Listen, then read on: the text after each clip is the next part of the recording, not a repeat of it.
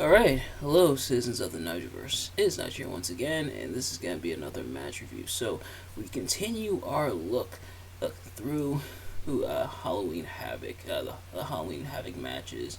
This one existed.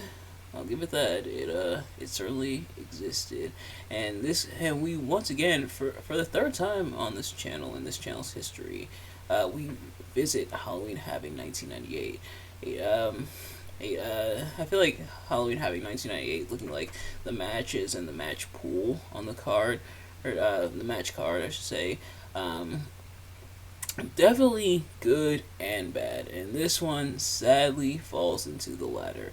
I'm of course talking about Sting versus Bret Hart for the WCW United States Championship.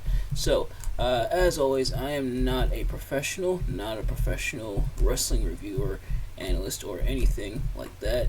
Just a man who enjoys a good time, which I did not really find here. Now, granted, a lot of people really dislike this match, and a lot of people call it a real snoozer, a real snoozer. For me, I'd say, yeah, for the most part. Now, is it as bad as I thought it was going to be going in? Not really, but that doesn't necessarily mean that it's good. And it does suck because, and I guess this is we'll get right into it. And if you see these reviews before, you kind of know how this works. I'm gonna be talking about what I like and what I dislike about the match. What I like is the talent pool, like Bret Hart and Sting, two guys very capable of putting on a really good match. And I forgot who it was on commentary who said, who even before the match began said, don't expect a technical clinic in this match.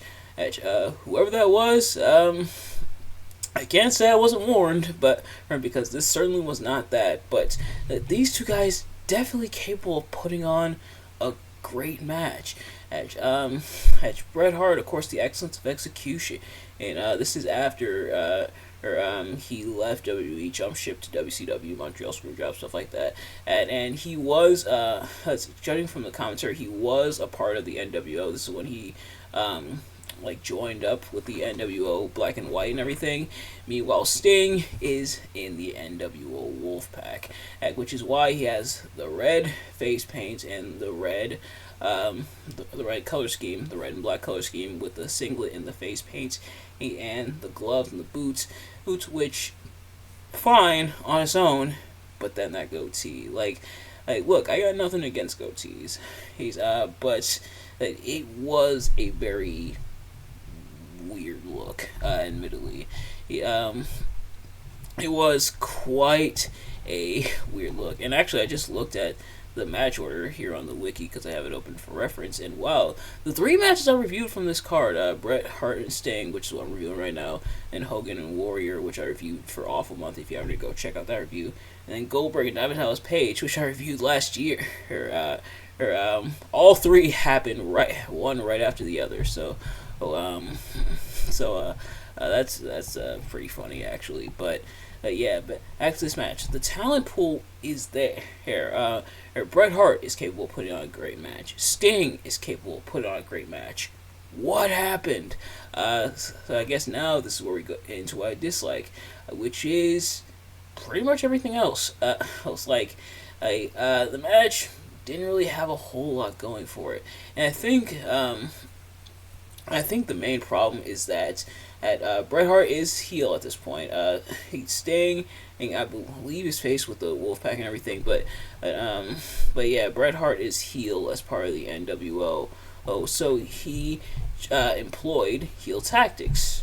Makes sense, but I feel like they kind of tried to lean too much into that instead of focusing on the match quality. They instead tried to focus more on Bret Hart's heel antics, like him running away from Sting. He ran away from Sting. He ran away from Sting even before the bell rang. He was running away, and then after it began, he started running away, kind of cowering from Sting, which I get, cowardly heel, very common trope, but I definitely think it did drag this match down, and Sting having to like chase Bret Hart almost all around the ring and everything, and then Bret Hart produces a foreign object.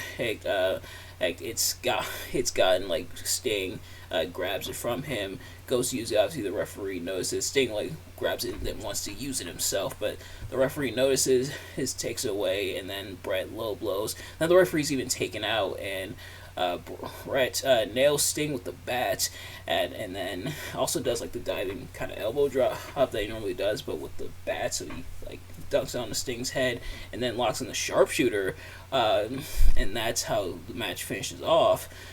But yeah, like, here's the thing, not against cheating tactics in wrestling, because when pulled off, it could further the story. That's normal. That's usually what it's there for, is to further the story and to really establish them as like the cowardly sniveling heel. And the commentary definitely tried to put this over, saying, "Hey, how we're not seeing the excellence of execution from Bret Hart," which from the rest of the match, that was definitely an understatement. We're not seeing that. Instead, Bret Hart having to resort to these underhanded tactics.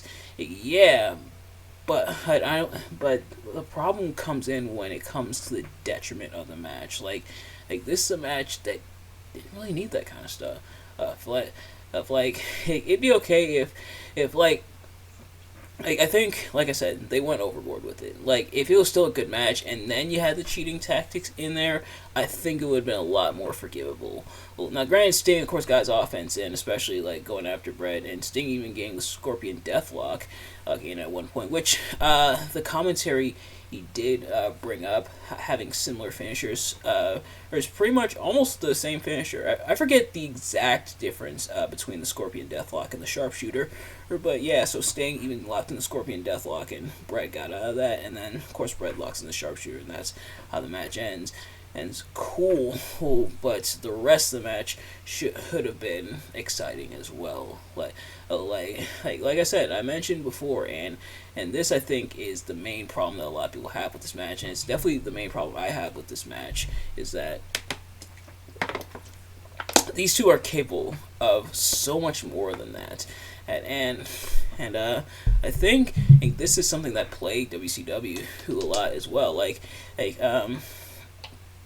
a lot of matches get ruined and absolutely sabotaged, somewhat intentionally, intentionally in concept, unintentionally in execution, if that makes any sense, where it could be a good match if it wasn't bogged down by such screwy shenanigans.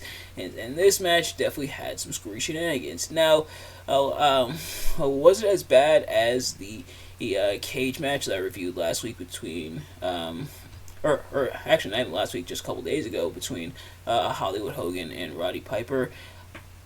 No, I wouldn't go that far in saying that this match is as bad as that, but it was still pretty. Honestly, it's more disappointing, if anything. Yeah, it's not a great match. It's not even a good match. It's more so just disappointing.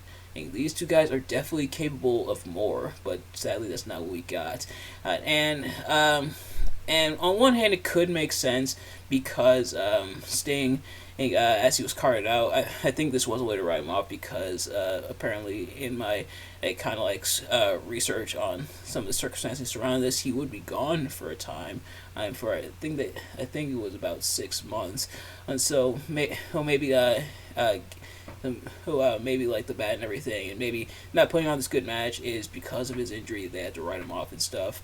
I understand that, but I do wish we would have gotten a much better match, because these two guys are capable of it, and it's unfortunate that that's not what we got.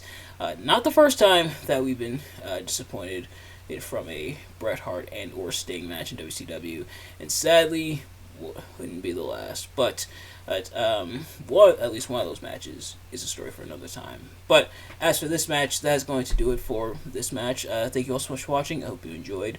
If you did, please do me a favor: like, comment, subscribe, share with your friends, turn on post notifications so you know every time I upload a video, so you can see as soon as it drops.